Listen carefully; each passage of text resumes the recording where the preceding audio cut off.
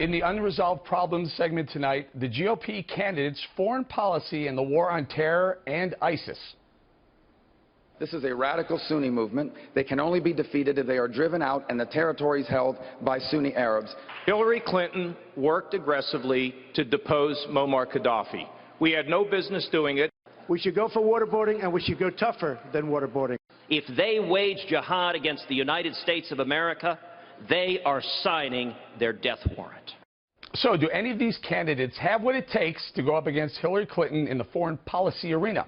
Joining us now from Washington, Simon Rosenberg, president of the New Democrat Network, and from Palm Springs, Rick Grenell, who worked for 4 U.S. ambassadors to the UN, and he's also a Fox News contributor. So, Rick, you were there at the UN. Which of the candidates sold you the hardest, the best last night?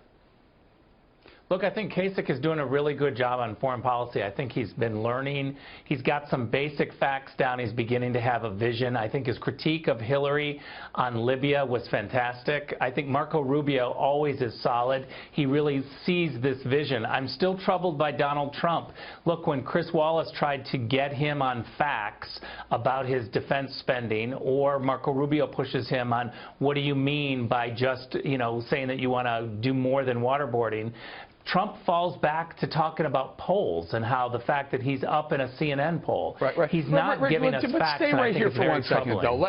There's a very difficult path for John Kasich to become the nominee. It's a difficult path for even Marco Rubio at this point. Maybe Ted Cruz, who knows. But if Donald Trump is the nominee, are you concerned that he won't surround himself with the right people to fix some of the things that he may be lacking as far as foreign policy experience?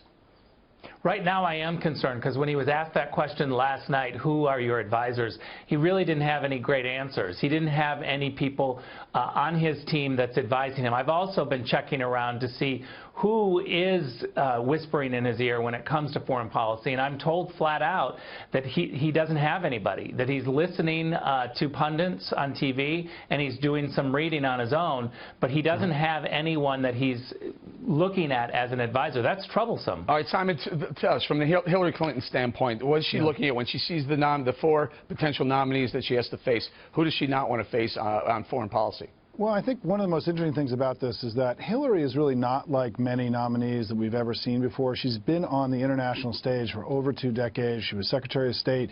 So there is an enormous reservoir of experience, and so it's why every Republican, to your point, Eric, that you said at the very beginning, every Republican is going to pale in comparison to her in terms of amount of time and energy spent on the international stage. That doesn't necessarily matter, though, Simon, as you well know. Time in office doesn't mean success in office either. No, agreed, but there's going to be an enormous imbalance in that in a way that we haven't seen traditionally in presidential elections. I will say, though, and I want to agree with Rick, is that to me, I've watched every Republican debate. It's been a little hard for me, but I've watched every one.